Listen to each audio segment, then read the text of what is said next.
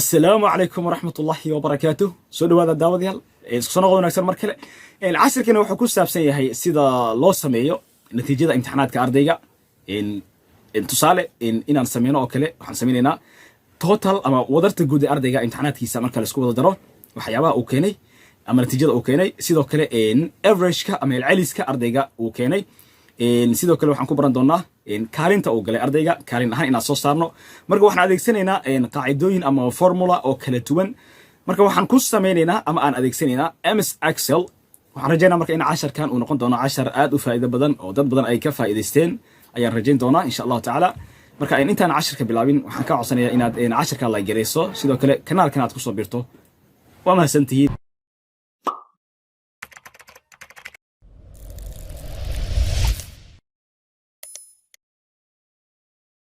بسم الله.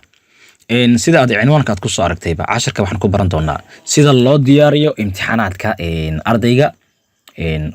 waxaan adeegsanaynaa marka Excel. qaabka waxyaabaha aan diyaarin doono waxaa kamid ah sida ardayga natiijadiisa oo kale guud ahaan marka la isku daro waxa uu keenay iyo sidoo kale celceliska ardayga waxa uu keenay percentage ahaan, sidoo kale ardayga inuu baasay iyo inuu gudbay, yani inuu gudbay iyo inuu dhacay, intuba ayaan ku baran doonaa anagoo marka adeegsanayna formulooyin ama qaacidooyin kala duwan iyo kaalinta uu galayba sidoo kale ayaan ku baran doonaa. marka intaan casharka bilaabin waxaan ka codsanayaa inaad casharka like gareyso si uu dad badan u gaaro oo ayagana ay uga sii faa'iideystaan insha Allah taala. haddii kanaalka aad ku cusubtaan aad ku soo bir si aad marka ula socoto casharo badan oo faa'iido leh insha Allah taala. okay, marka waxaan furayaa Excelka ayaan furayaa. waa ka hadda marka waxaan diyaarsaday tablekan ayaan diyaariyey natiijada imtixaanka ayaan ku qoray cinwaanka guud. kadibna waxaan diyaariyay halkan waxaan ku qoray student number ama student ID ama ardayga numberkiisa, magaca ardayga, maadooyinka maths, English, Arabic, technology intaan oo kale. halkan marka sidoo kale waxaan ku qoray totalka, celceliska, natiijada iyo kaalinta uu galay ardayga. okay, intaan waa isla fahansanahay oo adiga xitaa waa diyaarsan kartaa oo ardayga numberkiisa numberada inaad u samayso, magaciisa aad ku qorto halkan, maadooyinkii natiijadii aad soo gelgeliso. hadda marka inta muhiimka waa hadda inta aan samayn doono ayaa ugu muhiimsan casharka. okay, kadib marka totalka sideen u sameeyaa? marka totalka double click ayaan siinayaa. double click markaan siiyo marka waxaan adeegsanayaa formula ama qaacida yar oo fudud. waxaan ka bilaabayaa calaamada equal, kadibna waxaan leeyahay sum means isku dar waaye. sum markaan qoro marka bracketka furanaya automatically asaga is furayo. kadib marka waxaan dooranayaa kan koowaad 90, kadib waan soo jiidayaa ilaa halkaas ayaan keenayaa. okay,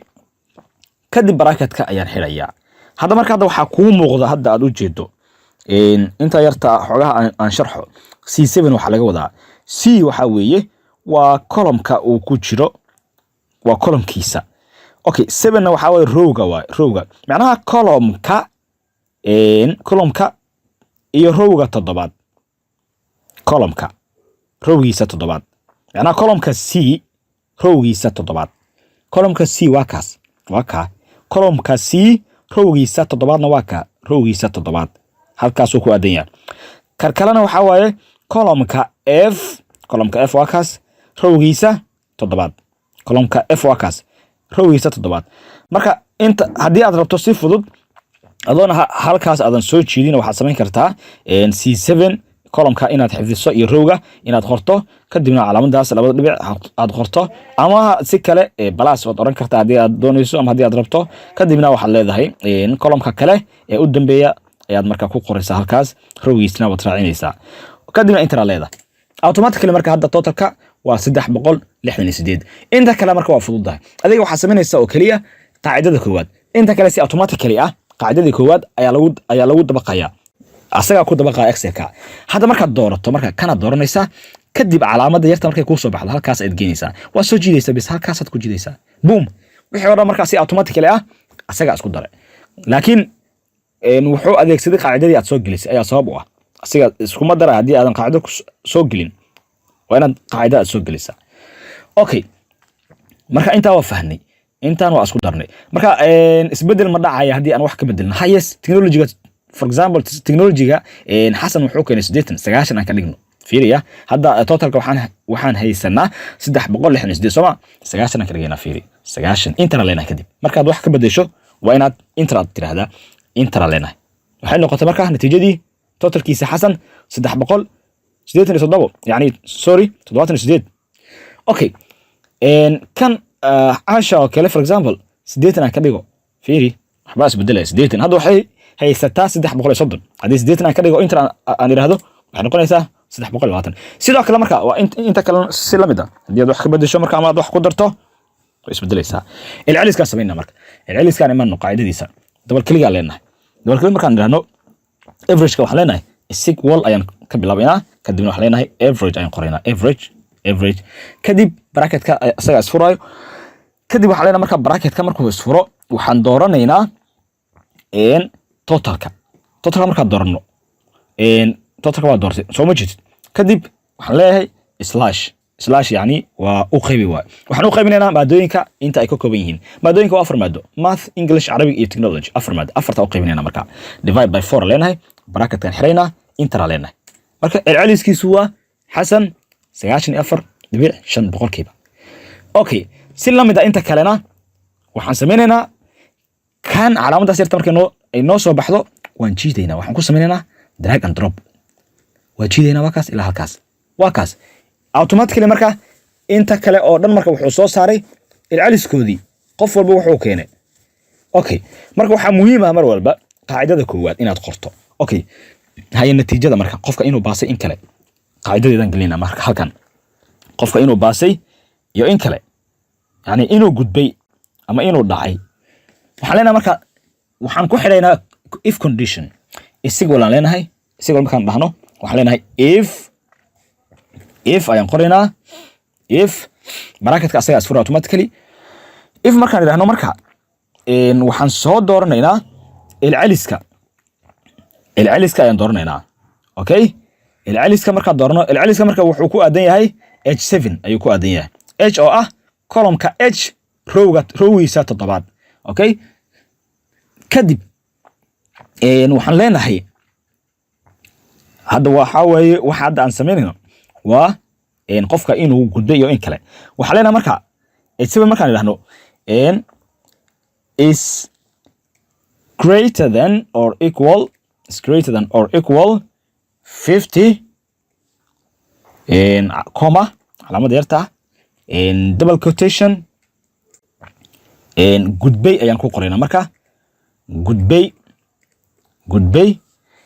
haddana double quotation kan xiraynaa kadib comma haddana double quotation aan furanaynaa dhacay ayaan leenahay marka dhacay kadibna double quotation ayaan xiraynaa bracketka ayaan xiraynaa marka qaacidadan xogaha aan sharaxno fiiri condition ku xiran haddii h7 ama columnka h rowgiisa 7 ardayga ku jira oo qiimihiisa natiijada uu keenay is greater than or equal ay la mid noqoto ama ay ka badato natiijadiisa 50 ama 50 waxaad u soo qortaa waa gudbay haddii kalena waa dhacay haddii kale maxaa waa haddii kale haddii uu ka yaraado 50ga haddii 50 uu ka hoos maro waxaad u soo qortaa waa dhacay u soo qor marka inta aad fahamtaan oo leeyahay kadib waxaan leenahay marka inter leenahay qaacidada marka waa muhiim inter leenahay automatically kan hadda marka wuxuu soo qoray gudbay sababtoo ah wuxuu keenay 94.5 wuu ka badan yahay wixii loogu talagalay 50ga waa ka weyn yahay Soomaa hadda marka si fudud inta kalena waxaan sameynaynaa kaliya waan dooranaynaa kan kore calaamad yarta markay noo soo baxdo halkaas aan geenaynaa kadib waa jiidaynaa marka drag and drop ku sameynaynaa halkaas automatically marka hadda inta gudubtay iyo inta dhacdayba wuu soo saaray fiiri hadda muujida fiiri tusaale hadda kan waa gudbay sidoo kale caasha waa gudubtay 8 ay keentay kan waa dhacay sababtoo ah wuxuu keenay 47 iyo 50 marka yaa yar 47 ka yar waa ka yar yahay soo soco wali kan waa gudbay kan waa dhacay sababtoo ah 40 ayuu keenay oo 50 waa ka yar yahay qaacidadii marka wala socota malinaya 86 waa gudbay 35 waa dhacay sababtoo ah 50 waa ka yar yahay sidoo kale kan waa dhacay sababtoo ah 36 waa 50 waa ka yar yahay kan waa gudbay wuxuu keenay 68 marka intaan waa fahnay hadda waxaan sameeynaa marka kaalinta rankiga uu ku jiro ama kaalintiisa qofka ardayga kaalinta uu galay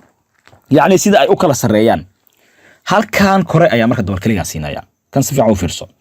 waxaan leeyahay marka equal ayaan qorayaa equal markaan qoro waxaan leeyahay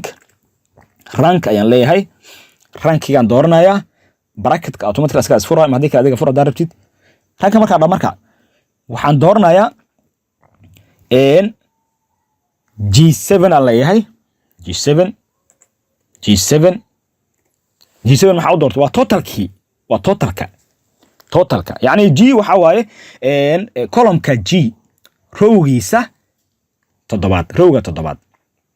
rowga waa ka Soomaa rowga 7 halka fiiri 7 ku qor halka rowga 7 macna kor fiiri sida caadiga Excelka halkaas ayuu ka soo bilaabay lambarkiisa Soomaa kaas lambarkiisa asaga wata laakiin kan lambarka hadda anaga aan sameyn lambarka anaga iska sameysana waa kan shaqalku ma laha kan kale kaas waa marka kan aan ku dabaqeen waa kaas okay G7 markaan idhaahdo marka waxaan leeyahay totalka ii dooran Soomaa totalka ii dooran ama adiga tusaale adiga computerka hadii aad isticmaalayso kaada waxa laga yaabaa in G7 waxa uusan ku ahayn meel kale uu ku joogo ama H uu ku yahay ama I uu ku yahay ama J wax kale uu ku yahay marka adiga automatically rankiga kaalinta marka sameynayso ranki marka doorato waxa dooranaysaa si automatically totalka ay dooranaysaa bis fiirada waa tiraya fiiriya wax kale ma sameynaysid ranka ayaad qortay barakada furtay totalka ay dooranaysaa totalka koowaad tusaale kan koowaad okay kadib waxa leedahay marka comma kadib waxa leedahay calaamada shift waxa la qabanaysaa calaamada dollar sign okay calaamada dollar sign kadib waxa leedahay G marka tiraahdo hadana calaamada dollar sign ku celi calaamada dollar sign ku celi kadib waxa leedahay marka hadana 7 marka tiraahdo marka laba dhibcood kadib calaamada dollar sign hadana kadib waxa leedahay hadana G hadana calaamada dollar sign kadib 16 waxa waaye halka marka laga soo fiiriyo rowga wuxuu ka soo bilaabanayaa 1 up to 16 halka ka soo fiiri 1 up to 16 ayuu ku ogyahay Soomaan marka 16 ka anaga halkaan aan ka rabnaa kaliya intaan inuu totalka inuu noo calaamadeeyo halahaas intaas kaliya okay adiga marka dhowdi halkaad ayaad ka fiirinaysaa totalkaada ayaad ka fiirinaysaa halahaas oo dhan inaad marka aad soo doorato ama waxa sameyn kartaa oo kale